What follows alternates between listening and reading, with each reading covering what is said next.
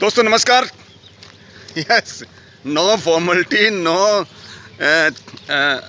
Any कोई ज़्यादा नहीं, अपने आप को बिल्कुल धरातल पर रखकर ये वीडियो मैं आज नया एक्सपीरियंस के अनुसार कर रहा हूँ।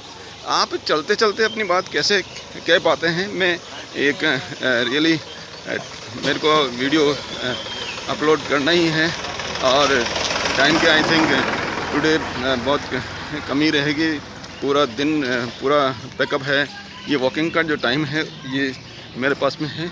एक काम को टाइम को सेव करने का ये भी एक तरीका है कि आपके अंदर थोड़ी सी ऐसा ये विज़न भी होना चाहिए कि यदि उसके करने से जो काम दूसरा काम करने से यदि पहला वाला काम जो इफ़ेक्टिव नहीं हो रहा है, उसके ऊपर कोई बैड इफ़ेक्ट नहीं पड़ रहा है, तो दूसरा काम उसके साथ में किया जा सकता है। और यही इसी प्रिंसिपल को मैं आज अडॉप्ट करने की प्रयास कर रहा हूँ, क्योंकि मैं वॉकिंग कर रहा हूँ। वॉकिंग 10 किलोमीटर का जो टारगेट आज का है, और वॉकिंग करते करते ये मैं वीडियो जो है अपलोड कर रहा हूँ।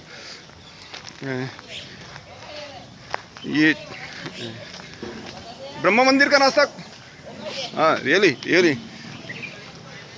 वंडरफुल। सावित्री माता मंदिर में पुष्कर राज से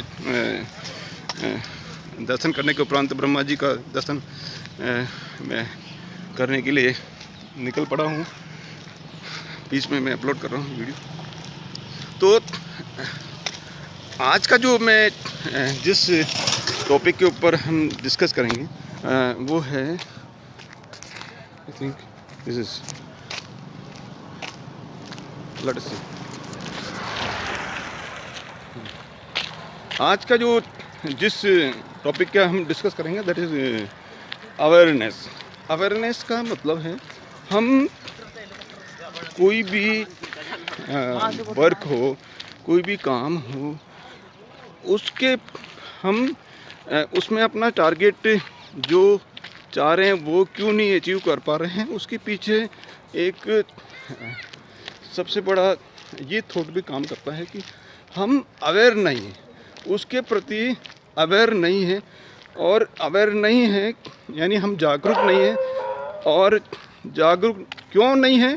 क्योंकि हमको उसके बारे में जानकारी नहीं है। जब हमको जानकारी नहीं है और कि अवेयरनेस या जागरूकता होने के क्या लाभ हैं, क्या जागरूकता होने से मेरे को क्या लाभ मिलने वाले हैं, जब आप अपने माइंड को जब एहसास ही नहीं कराओगे कि जागरूक रहने से कोई लाभ होगा, तो फिर वो क्यों करेगा, जागरूक क्यों रहेगा? इसलिए आपको जागरूक होने के लिए आपको क्या करना पड़ेगा, अपने माइंड को ये एहसास कराना पड़ेगा कि जागरूक रहना पड़ेगा। अब जागरूक कैसे रहें? जागरूक रहने के लिए आपको, आप जो भी वर्किंग कर रहे हैं, आप चाहे जो भी काम करें, उसके प्रति थोड़ा सा फोकस करने का समय निकालिए। हम क्या करते हैं, हम उसको प्लानिंग तो कर लेंगे, लेकिन उसके ऊपर डीपली जो है थोड़ा सा ऑब्जर्वेशन नहीं कर पाते हैं। हम उसके प्रति जागरूक नहीं रह पाते हैं। तो इसलिए वो हम क्या उसके प्रति हम जागरूक नहीं रह पाएंगे। और ऑब्जर्वेशन हम अपने को क्या करना पड़ेगा, परीक्षण करना पड़ेगा, एनालिसिस करना पड़ेगा और ऑब्जर्वेशन करना पड़ेगा। अब मैं ये वॉकिंग कर रहा हूँ तो क्यों कर रहा हूँ? तो मैंने कहीं ना कहीं पहले अपने हेल्थ के प्रति अवेयर रहने का को विचार मेरे माइंड के अंदर आया कि अवेयरनेस जो है क्यों या हेल्थ को प्रॉपरली रखने के लिए, फिटनेस को प्रॉपरली ठीक रखने के लिए हमको क्या करना पड़ेगा, वॉकिंग करनी चाहिए। और जब डीपली जब अवेयर आया कि चाहे कुछ भी हो जाए, चाहे कितना भी जो है ज़रूरी काम है, लेकिन मेरे को ये अवेयर तो रहना ही पड़ेगा, वॉकिंग तो अपने को करनी पड़ेगी।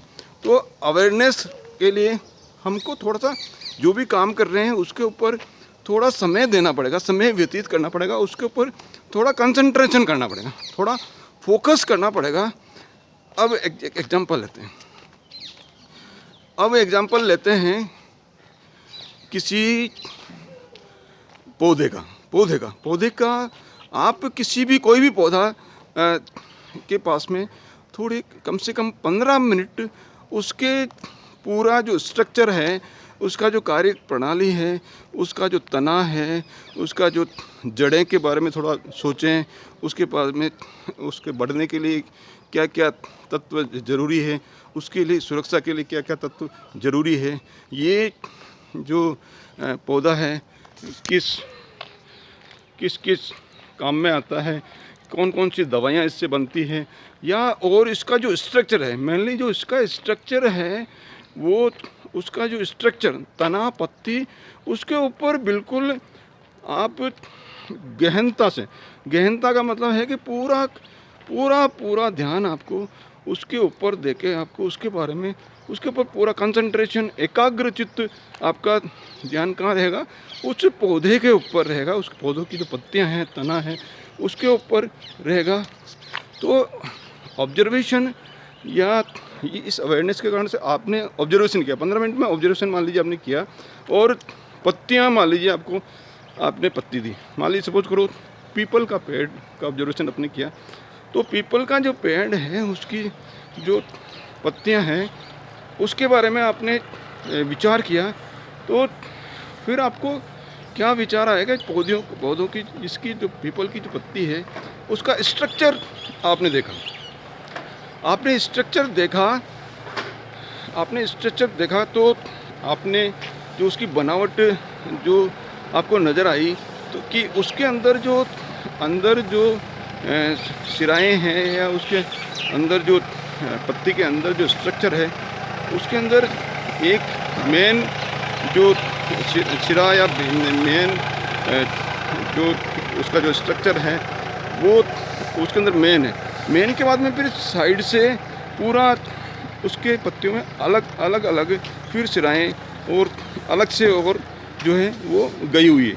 अब आपने ये देख लिया ये स्ट्रक्चर है, इस स्ट्रक्चर को अब आप अपने बिजनेस से या आप अपना जो वर्किंग है उससे रिलेटेड कीजिए। आपका बिजनेस मान लीजिए कोई भी कपड़ों की दुकान है, आपका बिजनेस आप कपड़े की दुकान आप कर रहे हैं, तो कपड़ों की दुकान कर रहे हैं, एक डेफिनेट जो एरिया है या मोहल्ला है या गांव है या जो भी है वहाँ आपने कर रखा है, उससे मान लीजिए आपको मंथली इनकम मान लीजिए 10,000 रुपये हो रही है, 10,000 रुपये हो रही है। तो अब आप अपने बिजनेस को किससे रिलेटेड करेंगे, उस पत्ती से रिलेटेड करेंगे। पत्ती से रिलेटेड का मतलब है कि जो मूल सिरा जो है अंदर पत्ती के अंदर वो एक है, लेकिन उससे अलग कई जो है स्ट्रक्चर के अंदर कई पत्तियों के अंदर छोटी छोटी सिराएँ भी उसके अंदर जो है निकली हैं। इसका तब जाके वो पत्ता जो है बड़ा हो पाया, जो पत्ता बड़ा हो पाया यदि केवल एक ही सिरा होती तो वो पत्ता इतना बड़ा नहीं हो पाता। इसका मतलब अब आप इसका ये जो प्रकृति का जो स्ट्रक्चर है इसको अपने बिजनेस से रिलेटेड कीजिए, उससे तुलना कीजिए कि मेरा बिजनेस भी यदि मेरे को बढ़ाना है तो जो मेरा जो मूल सिस्टम है, मूल तंत्र है, मेरा जो मेरी विचार है, मेरा कार्य करने की जो प्रणाली है, सिस्टम, वो मेरे को डेवलप करना पड़ेगा।